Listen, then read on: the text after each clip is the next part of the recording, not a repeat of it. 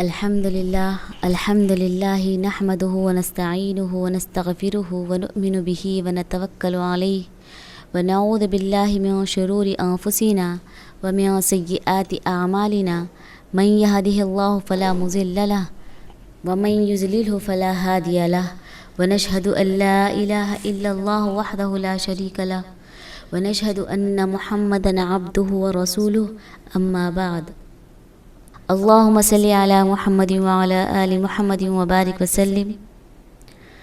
محترم ناظرین حضرات، السلام علیکم ورحمۃ اللہ وبرکاتہ۔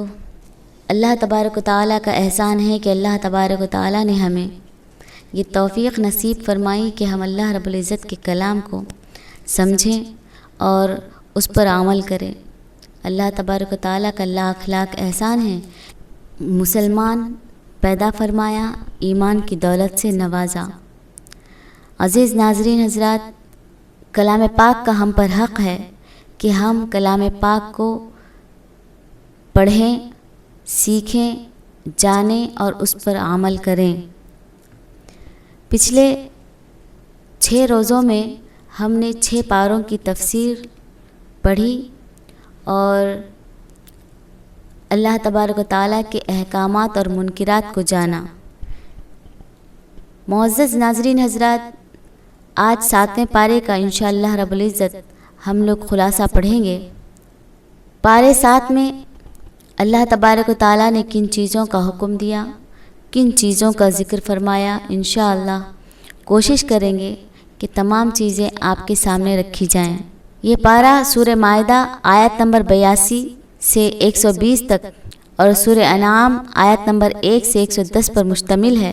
اس پارے میں ایمان اور عقیدہ، حلال و حرام، عدل اور انصاف، اسلامی طہارت، توحید اور شرک کی مذمت، نبوت اور اللہ تعالیٰ کی قدرت کے موضوعات بیان کیے گئے ہیں۔ سورہ مائدہ آیت نمبر 82 سے 86 تک اللہ تعالیٰ نے اہل کتاب میں نرمی اور سختی کی بات کہی۔ اللہ تعالیٰ نے فرمایا کہ یقیناً تم مسلمانوں کے لیے سب سے زیادہ دشمن یہود اور مشرکین کو پاؤ گے، اور اہل ایمان کے سب سے زیادہ قریب محبت میں ان لوگوں کو پاؤ گے جو کہتے ہیں کہ ہم نصارہ ہیں۔ یعنی فرمایا کہ یہود مسلمانوں کے سب سے بڑے دشمن ہیں، جبکہ نصارہ میں کچھ لوگ انصاف پسند ہیں۔ جو لوگ اللہ اور اس کے رسول پر ایمان لائیں گے انہیں جنت کی بشارت دی گئی۔ محترم ناظرین، کسی قوم کے بارے میں عام طور پر بدگمانی درست نہیں ہے جب تک ان کے اعمال واضح نہ ہو، اور ہم یہ نہیں کہہ سکتے کہ یہ آدمی برا ہے، یہ گناہگار ہے۔ اور نصارہ کا ذبیحہ جائز ہے، لیکن ان کے ساتھ مذہبی دوستی منع کی گئی ہے۔ اسی طرح آیت نمبر 87 سے 89 تک اللہ تعالیٰ نے حلال اور حرام کی حدیں اور اس کے کفارے کا ذکر کیا۔ فرمایا، اے ایمان والو، جو پاکیزہ چیزیں اللہ نے تمہارے لیے حلال کی ہیں انہیں حرام نہ ٹھہراؤ اور حد سے آگے مت بڑھو۔ اللہ کی حلال کی ہوئی چیزوں کو خود سے حرام کرنا جائز نہیں ہے۔ مثال کے طور پر اگر کوئی قسم کھا کر توڑ دے تو اس پر کفارہ دینا لازم ہوگا۔ کفارہ کیا ہوگا؟ اور قسم توڑنے کا کفارہ یہ ہے کہ 10 مسکینوں کو کھانا کھلائیں یا ایک غلام آزاد کریں، اور اگر یہ ممکن نہ ہو تو 3 دن لگاتار روزے رکھنے ہوں گے۔ اس سے مسئلہ یہ معلوم ہوتا ہے کہ حرام کو حلال سمجھنا کفر ہے اور قسم توڑنے پر کفارہ واجب ہو جاتا ہے۔ معزز ماں اور بہنوں، آگے آیت نمبر 90 سے لے کر 93 تک اللہ تعالیٰ نے شراب، جوا اور بت پرستی کی حرمت کو بیان کیا۔ فرمایا، اے ایمان والو، شراب، جوا، بت اور فال نکالنے کے لیے تیر ناپاک اور شیطانی عمل ہیں، ان سے بچو تاکہ تم کامیاب ہو جاؤ۔ یہاں اس آیت میں اللہ تبارک و تعالیٰ نے شراب اور جوا ناپاک اور شیطانی عمل ہے بتلایا جو لڑائی اور جھگڑے کا سبب بنتے ہیں۔ ایمان کے بعد بھی اگر کوئی شراب پیتے ہوئے مر جائے تو وہ مومن نہیں ہوگا۔ اب اس آیت سے ہمیں یہ مسئلہ معلوم ہوتا ہے کہ شراب پینا سخت حرام ہے اور اس پر شرعی سزا واجب ہے۔ شرعی حد 80 کوڑے ہیں کہ اگر کوئی بندہ شراب پیتا ہے مسلمان ہو کر تو اس پر 80 کوڑے لگائے جائیں گے۔ جوا اور کیا کہتے ہیں لاٹری، یہ سب چیزیں حرام ہیں۔ آیت نمبر 116 سے 120 تک اللہ تعالیٰ نے حضرت عیسیٰ علیہ السلام کے عقیدے کا ذکر کیا۔ اللہ تبارک و تعالیٰ فرماتے ہیں کہ قیامت کے دن حضرت عیسیٰ علیہ السلام اعلان کریں گے کہ انہوں نے کبھی الوہیت کا دعویٰ نہیں کیا تھا، انہوں نے ہمیشہ یہی کہا تھا کہ میں اللہ کا بندہ ہوں، اور اللہ تعالیٰ ہر چیز پر قادر ہے اور وہی معبود برحق ہے۔ اب اس آیت سے ہمیں معلوم ہوتا ہے کہ حضرت عیسیٰ علیہ السلام کو خدا کا بیٹا ماننا کفر ہے۔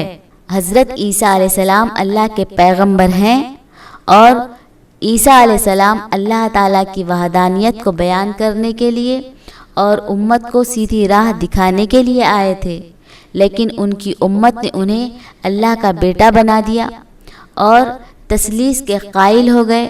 فرمایا کہ خدا تو 3 ہیں جبکہ اللہ تبارک تعالیٰ تو ایک ہے، اور اللہ تعالیٰ ہر رشتے اور ناطے سے پاک ہے۔ اور ہمارا عقیدہ توحید یہ ایمان کی بنیاد ہوتی ہے۔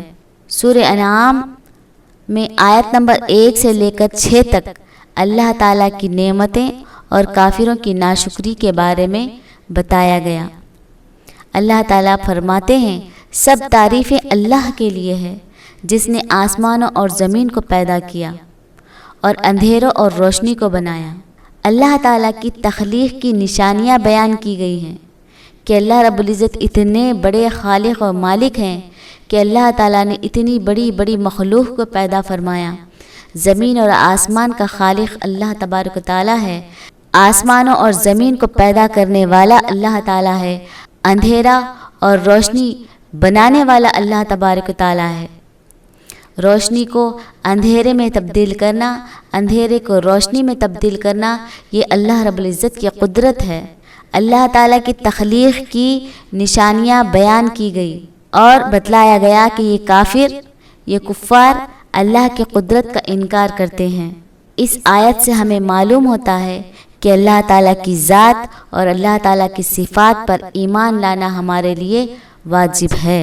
سورہ انعام آیت نمبر 7 سے لے کر 20 تک اللہ تبارک و تعالیٰ نے قرآن اور سابقہ امتوں کی گمراہی کے بارے میں ذکر کیا۔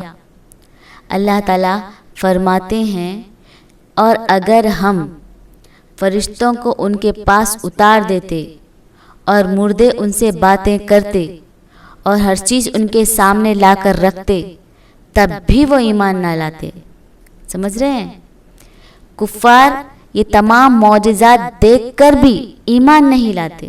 کیا کہتے ہیں اللہ تبارک و تعالیٰ کہ اگر ہم ان کے پاس فرشتوں کو بھیجیں اور جو پچھلی امتیں مر چکی ہیں وہ مردے ان سے باتیں کرتے اور ان کو اپنا حال بتاتے تو یہ سب چیزیں دیکھ کر بھی یہ لوگ ایمان نہیں لاتے۔ ہر نبی کی قوم نے معجزات دیکھ کر بھی انکار کیا تھا۔ یہ لوگ سرکشی پہ اتر آئے ہیں، اللہ تعالیٰ کی ناشکری کرتے ہیں۔ اللہ تعالیٰ نے یہ چیزوں کا، اللہ تعالیٰ نے پچھلی امتوں کا ذکر کیا۔ اب ہمیں معلوم ہوتا ہے ناظرین حضرات کہ ایمان محض دلیل اور معجزے پر نہیں بلکہ دل کے یقین پر ہوتا ہے۔ اور کتنی اچھی بات ہے اور کتنی خوش نصیبی کی بات ہے کہ ہم نے غیب پر ایمان لایا، اور میرے رب کا بہت بڑا کرم ہے، لاکھ لاکھ شکر ہے کہ اللہ تعالیٰ نے ہمیں گمراہی کے راستے سے بچا لیا۔ سورہ انعام آیت نمبر 50 سے 60 تک اللہ تبارک و تعالیٰ نے رزق اور موت اللہ کے اختیار میں ہے، اس بات کو واضح کیا۔ فرمایا اور اسی کے پاس غیب کی چابیاں ہیں، کوئی نہیں جانتا مگر وہی۔ سورہ انعام کی آیت۔ صرف اللہ تعالیٰ رزق دینے والا ہے اور موت دینے والا بھی اللہ تعالیٰ ہے۔ کوئی ولی، کوئی نبی اپنی مرضی سے رزق نہیں دے سکتے، نہ موت کو ٹال سکتے ہیں۔ ہمیں اس سے پتہ چلتا ہے، ہمیں اس آیت سے پتہ چلتا ہے کہ رزق اور زندگی اللہ تبارک و تعالیٰ کے ہاتھ میں ہے، کسی اور کے ہاتھ میں نہیں ہے۔ کسی اور کے ہاتھ میں ہمارا رزق نہیں ہے، کسی اور کے ہاتھ میں ہماری زندگی نہیں ہے۔ کسی کو حاجت روا سمجھنا شرک ہے۔ سورہ انعام آیت نمبر 100 سے 110 تک اللہ رب العزت شرک کی مذمت کو بیان فرمائے ہیں اور ہدایت کی حقیقت کو ہمارے سامنے رکھتے ہیں۔ اللہ تبارک و تعالیٰ فرماتے ہیں کہ انہوں نے جنوں کو اللہ کا شریک بنا لیا ہے، حالانکہ اس نے انہیں پیدا نہیں کیا۔ سورہ انعام کی آیت کا ترجمہ ہم آپ کو بتلا رہے ہیں کہ مشرکین اللہ تعالیٰ کے ساتھ اور دیگر چیزوں کو شریک کرتے ہیں۔ اللہ نے انسان کو ہدایت اور ضلالت کے درمیان اختیار دیا ہے کہ چاہے تو وہ ہدایت کے راستے کو اپنائیں، چاہے ضلالت یعنی گمراہی کے راستے کو اپنائیں۔ معزز ماں اور بہنوں، ان آیات سے ہمیں پتہ چلتا ہے کہ کسی بھی غیر اللہ کو مدد کے لیے پکارنا شرک ہے۔ ہدایت صرف اللہ تبارک و تعالیٰ دیتے ہیں، زبردستی کسی کو مسلمان نہیں بنایا جا سکتا۔ چلیں اب ہم آگے ان احکامات کو دیکھتے ہیں جو ہمیں لازمی طور پر کرنے ہیں۔